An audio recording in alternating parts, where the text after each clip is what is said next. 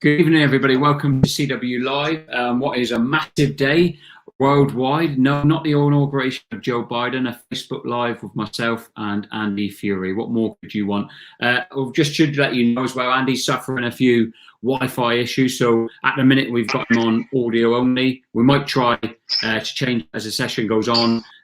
Just bear with us. So obviously, in show business, things happen, and in live sessions, things happen, but we'll get through it as much as we can. What our ambition tonight, as it has been throughout the other sessions, is to get as many of your questions in as possible. This session tonight for our MDEC, our admin, our customer experience members is your session. It's not for Andy or myself. It's for us to facilitate as many questions as possible.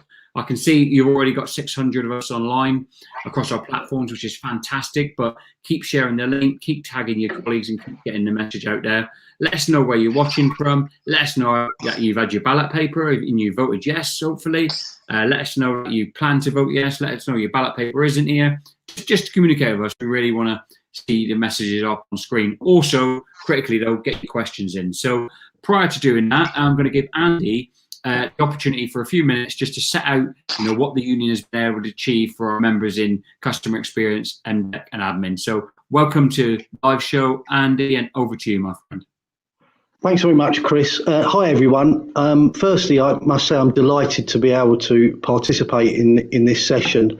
I think it's great that the union's communications department, which is a fabulous department and leading the way on trade union communications directly with the members, is allowing us to facilitate this activity. Most of the members that I represent as a national officer in CW are from minority grades within Royal Mail. And quite often we hear the complaint that we're the forgotten grades or nobody cares about us. But that couldn't be further from the truth. And I'd like to start by paying tribute to the members, because without the members' support and solidarity and unity over the last 2 years, we wouldn't have been able to crack this deal, which I believe is historic. The background to this deal is that we've had a couple of strike ballots, magnificent yes votes, great turnout, and we've had a difficult period, not least of all because of the COVID pandemic. Much of this was with Rico back at the helm of Royal Mail, and thankfully we saw the back of him literally last summer. After he went, things started to move in the right direction with a new leadership in Royal Mail. We managed to get the agreement, and it's right and proper to give credit where it deserves for the negotiators, led by Terry Pullinger and Dave Ward. Their leadership in these negotiations was amazing, and equally the support provided by the likes of Davey Robertson and Mark Balch and Carl Madden, operational officers, was also imperative and important to the detail of the agreement. For my part, my role was to ensure that the membership in administration and customer experience and MDEC weren't forgotten and were included in the deal. And I'm pleased to see that all of our members are absolutely integral to the agreement, and all of the benefits will be rolled out to the members across admin, customer experience and MDEC. That includes the pay increases. There's a 2.7% pay increase from April last year, fully backdated, fully applicable to all earnings, overtime allowances, etc. That will be paid for salary people at the end of February, assuming there's a yes vote. But we're not taking that for granted, but we're optimistic from all feedback received that we will get a very, very good yes vote. And certainly we would encourage you to vote yes. There's also a 1% pay increase from April this year, so that makes 3.7%. That in itself is enough to commend the deal to you, but it's more than just 3.7% in total. There's an hour off the working week, and we believe this is a moment in time. We've got to grasp this opportunity to get an extra hour off the working week. We've had 1 hour arising from the 4 Pillars Agreement. We've got another opportunity now to get a second hour off the working week by the end of October this year. And then once we've delivered that, our Terry Pullinger and the other officers will be turning their attention to the third and fourth hour, which has already been agreed in principle in the 4 Pillars Agreement.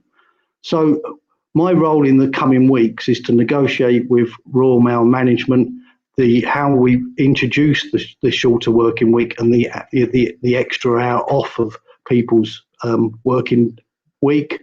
And that's going to be somewhat difficult because whilst I represent probably the smallest number of members in Royal Mail, they are nonetheless the most diverse, and we've got something like 14 different business units, and we will have to have separate negotiations for each of them. That will include finance, that will include HR, include the stamps and collectibles in Edinburgh, the National Return Centre in Belfast, and many other small business units. And we've already started to arrange meetings. Tomorrow morning, Andy Hopping and myself, Andy's a post-executive member who's my substitute, Andy Hopping and myself will be meeting MDEC management to kickstart the negotiations for the shorter working week for MDEC. And then next week, we've got 3 meetings to include revenue protection LA1s and production control LA1s and customer experience. So we've already got 4 meetings in the diary in the next week to kick off the negotiations for the shorter working week. And our objective will be to deliver that as soon as possible, and to deliver that in a way where it's fair, equitable and reasonable. And we will be consulting with our representatives at every step of the way. So your local representatives will be your people in the meeting rooms with Andy Hopping and myself, working out how best to get the hour off the working week. Now, we're not going to get it for nothing. The agreement is a pathway to change, and change is absolutely included, and we do have to consider embracing change. Change that's reasonable and fair, but doesn't mean that the employer will get everything they want. I'm mindful of the fact that the employer might be listening on this.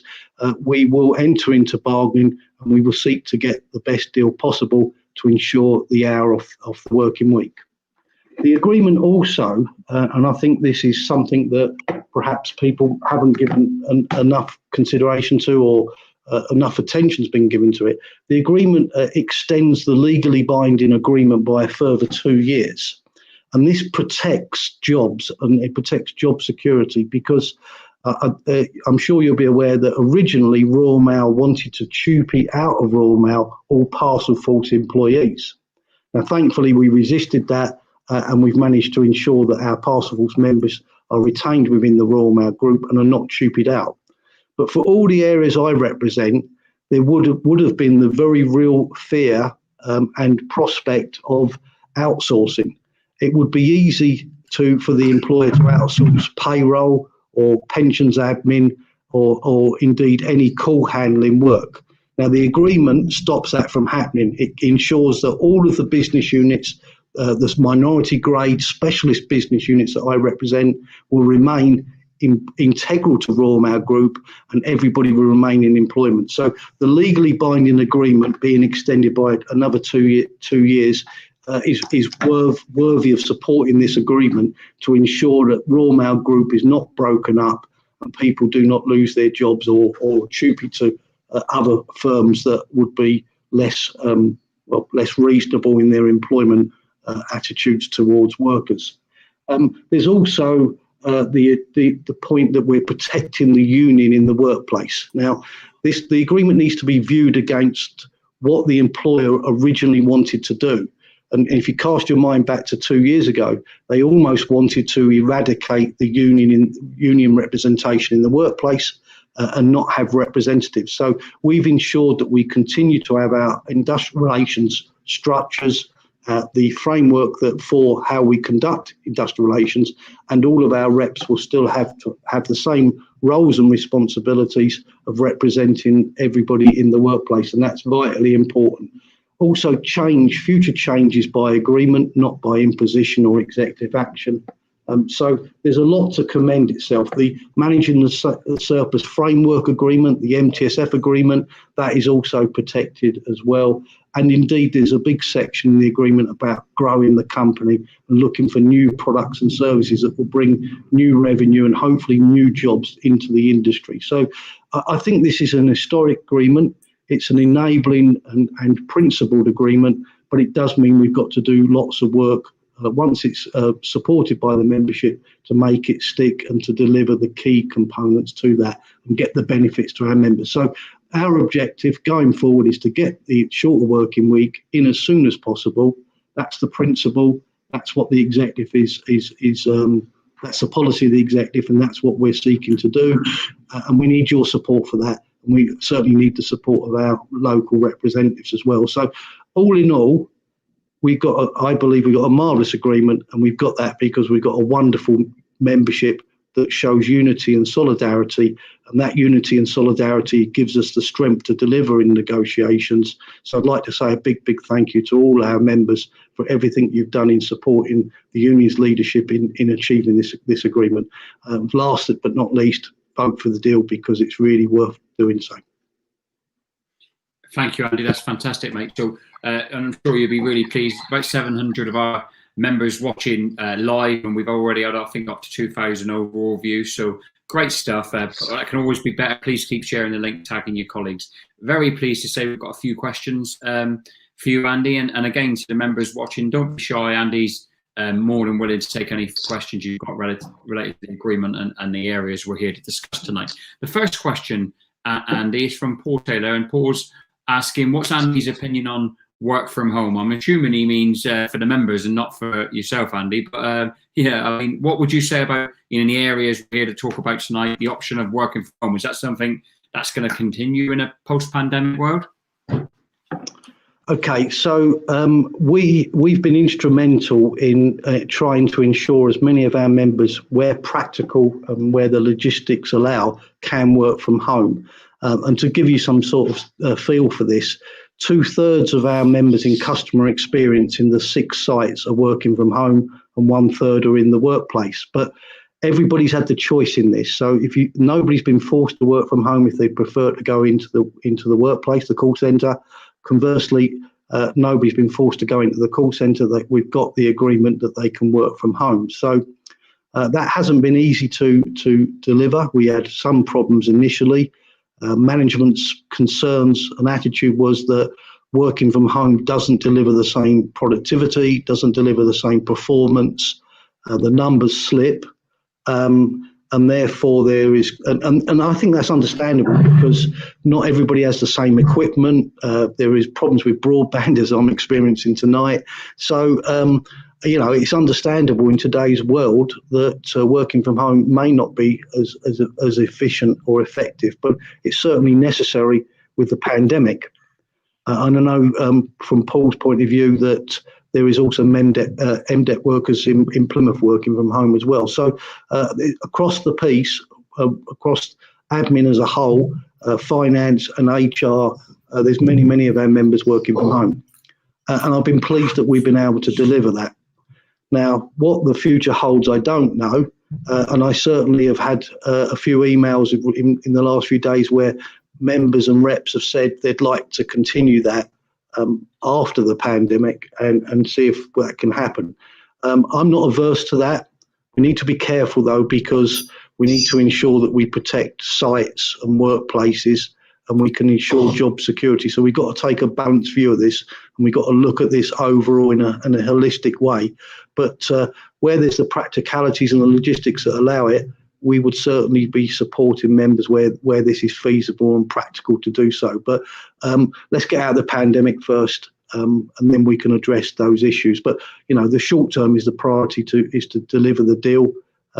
Thankfully, my members in Royal Mail are probably in a much better position in terms of taking themselves out of the firing line of not having to go into the workplace day in, day out, like our postal grades, who clearly have to go into the delivery offices and the mail centres. And so we're fortunate in admin that so many people can work from home. And if we can continue that in the future, all well and good.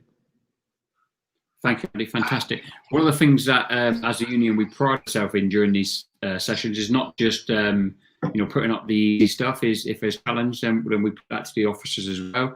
Andy, you can see on screen now, Lisa Connolly is saying that there's no mention whatsoever of CE in the agreement. What would you say to that? There's not, because we haven't gone into that level of detail.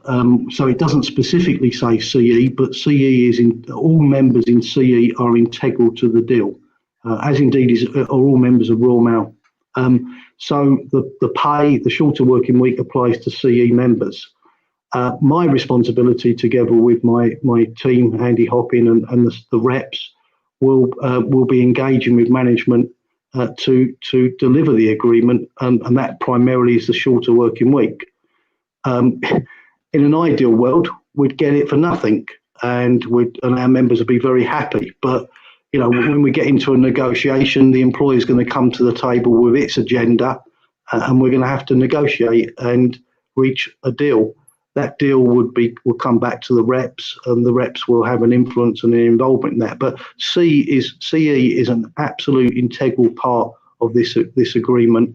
Everything, all the principles around job security, the future of the company, MTSF applies to CE throughout. Thank you, Andy. So Rebecca is asking a point here that quite a few of our MDEC members are asking: is will PARS be expanded to other MDEC? So I don't know whether you, for the wider audience, want to explain firstly what that is and answer the question if possible. Yeah, thank you, Rebecca. So we're talking about a system that tracks and traces the amount of productivity. There's a bonus scheme. I believe that tomorrow morning, PARS will be mentioned a lot in the negotiation. It needs to be, I think, reviewed. We need to make sure it's fit for purpose. There has been an increase in parcel traffic, so that's impacted on PARS, a decline in letters. So certainly we will be looking at all issues, and productivity and bonus for MDEC workers it will be on the agenda, definitely, as part of the shorter working week negotiations, and we will be consulting with our MDEC representatives as soon as practical, at the right time, probably in the next fortnight, when we've got something to report back. If we need to take soundings and test thinking, but certainly PARS will be something we'll be looking at across the MDEC estate. Thank you, that's brilliant. So a couple of questions on revisions. I'll put them to you together if I can. So the first one is Paul Taylor's asking, how will revisions work in MDEC? Because as new parcel machines come on board, more work will be generated. A follow-up question to that one for Rebecca is asking, what kind of revisions did Royal Mail want in return for the short working week? Will there be VR offered or slight shift changes made? So a couple of revision-based questions for you there, mate. Okay, so there may well be proposals for revisions or duty changes, and that's going to be the devil will be in the detail in the negotiations. And each business unit will be potentially different. Some business units we will achieve the shorter working week with changes to ways of working that won't involve or entail revisions or duty changes. Some might require some revisions. I don't believe that in the vast majority of areas that I represent that we're under pressure for job losses. If anything, I think there's an argument is that we're under-resourced in many areas, and if anything, we need additional jobs. Certainly the volumes and traffic arising from COVID is putting a lot of our members under a lot of extreme pressure at the moment, particularly in the call handling environment where the complaints are very significant. In terms of VR, there will only be VR if we was to reach an agreement to reduce jobs, and that couldn't be done through natural wastage. I'm not looking to go out of our way to find VRs because we want to protect jobs. But if there was a situation where there was a proposal to downsize or reduce the number of jobs, then VR would apply in those circumstances. It would be through seniority, and and we'd have to do a preference exercise and look for redeployment and bumping and so on and so forth. So at this stage, we haven't got any proposals on the table, but if there was proposals to reduce jobs in any area, we would consult with the reps and consider the legitimacy of those proposals. In terms of changing shifts, I think we'd have to have a look at that. So, I mean, it's early stages yet. As I say, the first meeting is tomorrow on MDEC. We've got 3 meetings next week that include CE, and we've got to see what management brings to the table.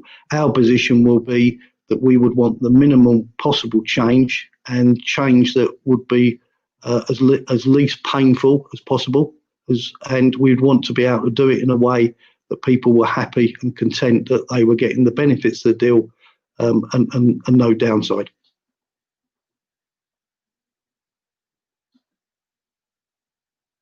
Again, the next question, if I could, for you, Andy, is from Paula, who says, how can we vote on a deal if we don't know what they want in return for shorter working week? So, a few members in the chat, Andy, saying there's a lot here that is future negotiations, but we are being asked to vote right now. What would you say to that group of members? Well, I think first and foremost, Paula, and I know you well, you trust in the union's leadership and support the union. The bottom line is we're not going to reach a deal that is disadvantageous to our members. So in customer experience, we would have to have an eye on whether new duty arrangements, attendance times, had an impact on tea breaks. We wouldn't want to have a deal for a shorter working week that was detrimental to tea breaks. So all these things have to be weighed up. Now, I'm not going to reach an agreement without consulting with and involving your representatives. And so I know Paula in Dockford, you've got Sarah and Steve. They will be bending my ear as to what they think's fair and reasonable, and they will be telling me what they think we can deliver and what we can't. So the shorter working week, it's important to deliver it, but we're not going to just roll over and agree to whatever management wants. We will put up the strongest possible arguments to get the shorter working week in return for something that's reasonable. And we've done that in customer experience in the past with the support of members and the participation of reps, with being there when the customer needs us. So, we'll have to see how we get on. But like the deliveries and the processing and the distribution, they're going to have revisions. And we may well have revisions, but not revisions necessarily to take jobs out, but revisions to ensure that the attendance times are commensurate with the customer's needs. But we would have to do that in a way that we bring people with us, and we would seek obviously volunteers in the first instance, because that's vitally important. Thank you, Andy. That's brilliant. Question from Cheryl, who is asking, will this agreement bring everyone to networking hours rather than a few of us still on gross hours in Talent's House? So, thank you, Cheryl. So I've already raised this point with Graham Long, who's the Senior Industrial Relations Manager for Royal Mail. And just returning to Paula's point about the shorter working week, but we've already introduced an hour off the working week, and we did that as painlessly as possible. So we would look to do that, the same sort of thing once again. And so therefore, I'd say have a bit of faith, because I'm sure you do. In terms of Cheryl's question, it's really helpful, because a lot of the areas I represent are already on net hours, MDEC and finance and customer experience, and the vast majority of people in Talent's House in Edinburgh, certainly on the warehouse, are on net hours. The objective will be to harmonise where we've got people on gross hours.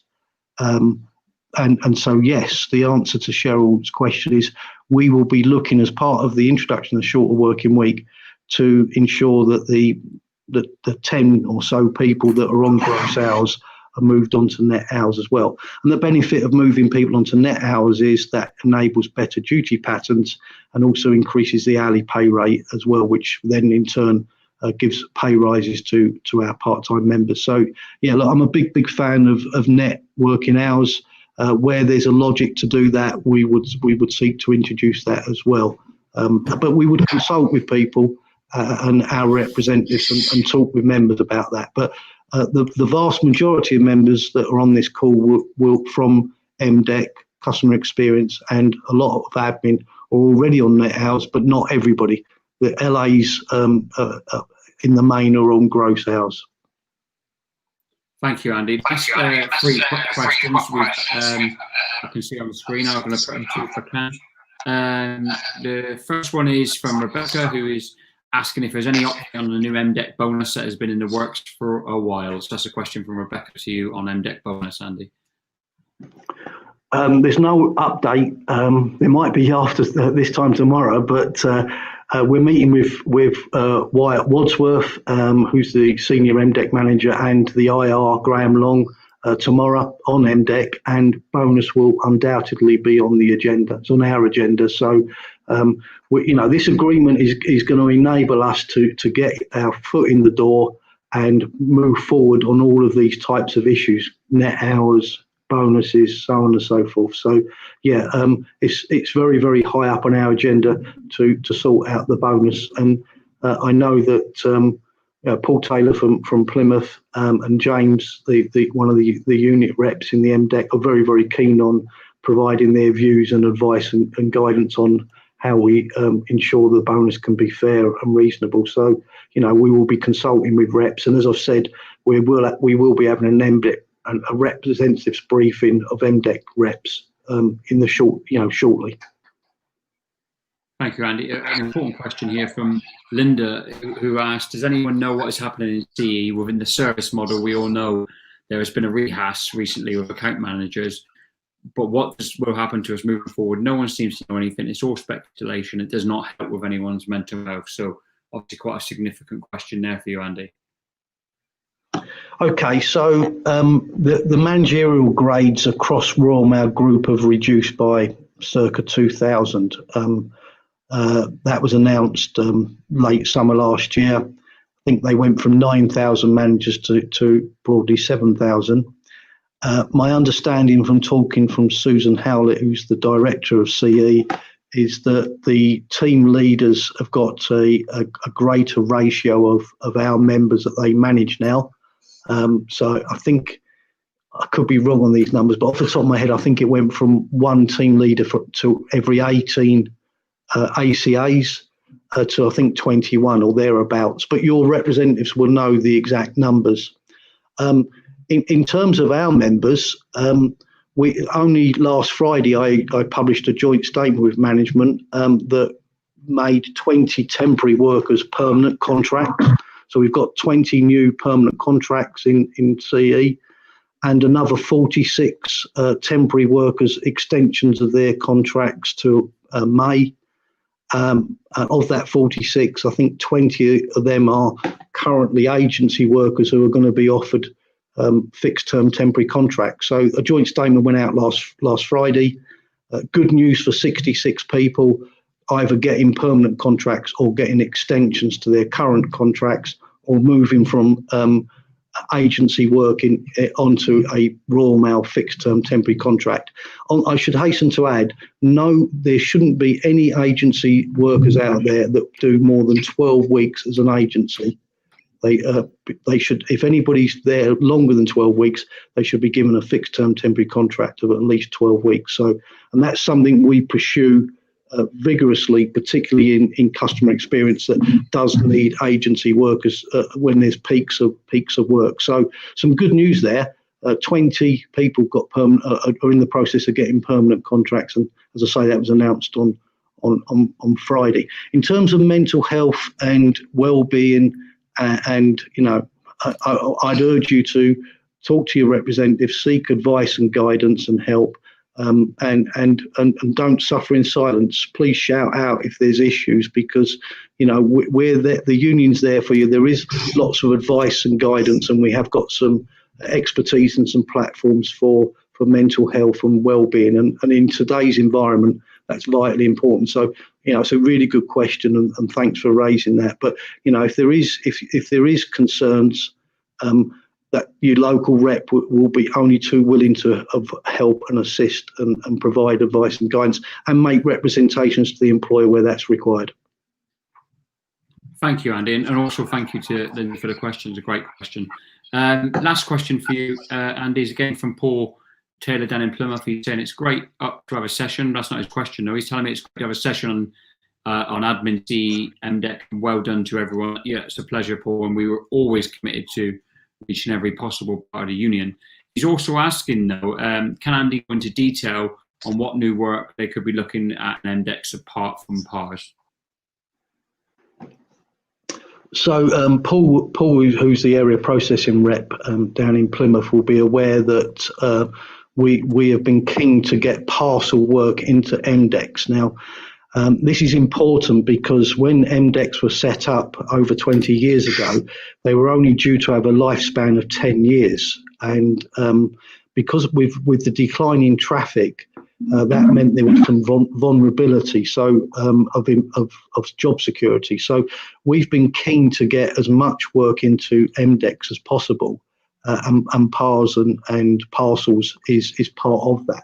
So we need to see what the agenda is for management tomorrow when we meet with them. What we will do at the earliest opportunity is we will share information with you, Paul, and your reps. And as I say, we are definitely going to have a meeting in the next fortnight to discuss all these matters. There's a lot for MDEC reps and workers members to get our teeth into. So PARS, parcel work, bonus targets, all those issues, productivity is something that we do need to consider, and that's why I'm pleased that the very first meeting with management on the shorter working week is tomorrow morning, and it's MDEC for MDEC. So watch this space, Paul. That's fantastic, Andy. Thanks for the question, Paul. Paul, obviously the area processing rep in Plymouth, the second best area processing rep in Plymouth in recent times. I won't let you know who the other one was.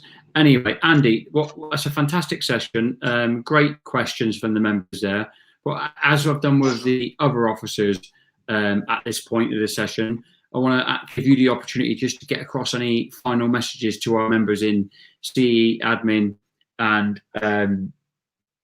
MDEC. And whilst you're doing that, maybe even talk to the wider membership in terms of the scope of the deal. So just a minute or so, really, mate, just to sort of, anyone who's got that ballot paper or hasn't got it yet and is just thinking, I'm just a little bit unsure, just to give them that last bit of convincing.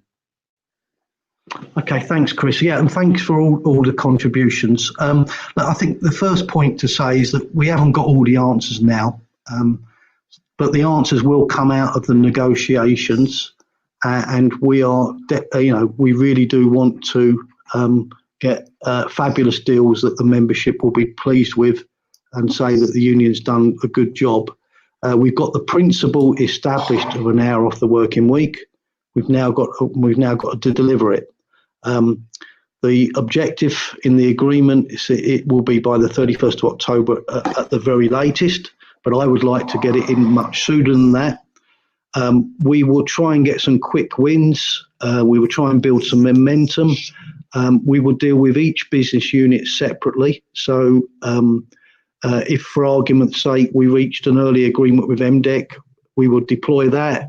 If we then subsequently reach an agreement with finance, we would deliver that, and so on and so forth. So it'll be a rolling program of delivering the agreements for all the different business units. And as I say, we've got probably 12 to 14 different business units, including the accident management unit in Wolverhampton, and the postcode units as well. So, I mean, the diversity of the areas of responsibility is very, very significant, as indeed is the differentials between net hours and gross hours.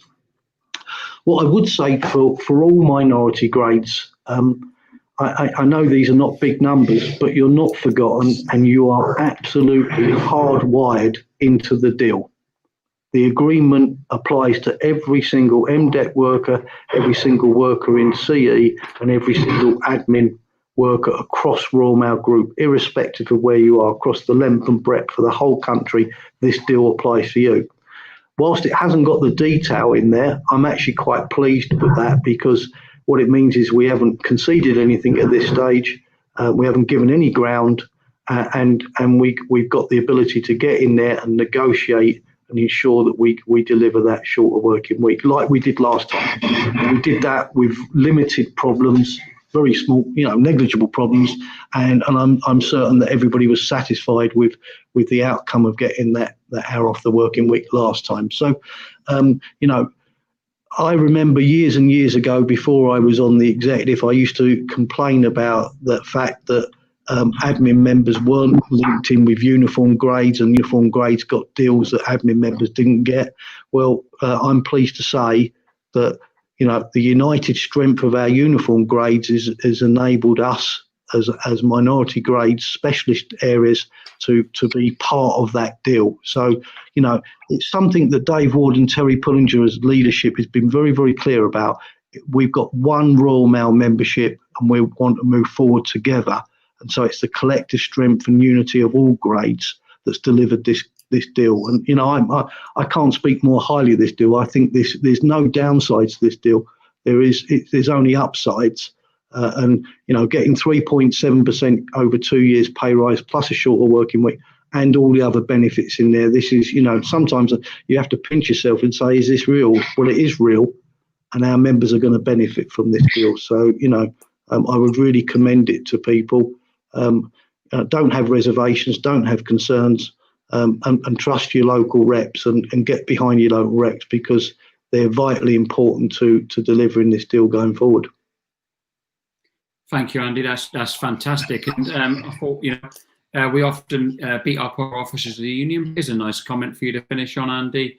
Mark says, I like this guy. So there you go. You couldn't get a better endorsement than that one of yourself from Mark. But what I would like to say, obviously summing up, is clearly thank you to Andy, but also thank you to all of the officers, because over the last week or so, we've done these sessions.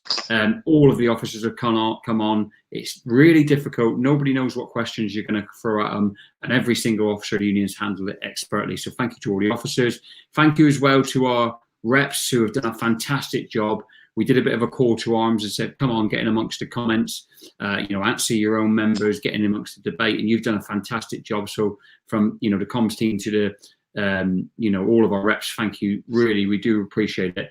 But most of all, thank you to the members for coming on. We've had thousands and thousands of you online in the last week or so, and it's been fantastic to engage.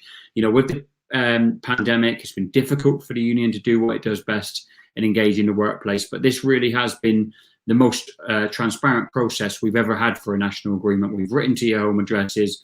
We put on 5 Facebook Live sessions nationally. Our branches have done so much work too. So we hope that you're left in no doubt at this point of what way to vote. But if you are, if you contextualize this agreement, to get a 3.7% pay rise and shorter working week over 2 years, when the public sectors of 6 million workers have just been told they got a pay freeze, or when you've got a job security agreement when 1 million people have been on the dole in the last year, or most importantly, perhaps, when you've got a commitment to grow the company as other organisations across the world and here in the UK are declining. It's a fantastic agreement. So all that's left from us to say really is use your vote. That's critical. And we recommend you use it to vote yes. And we ask your colleagues to do the same. So from Andy and myself, good night, everybody.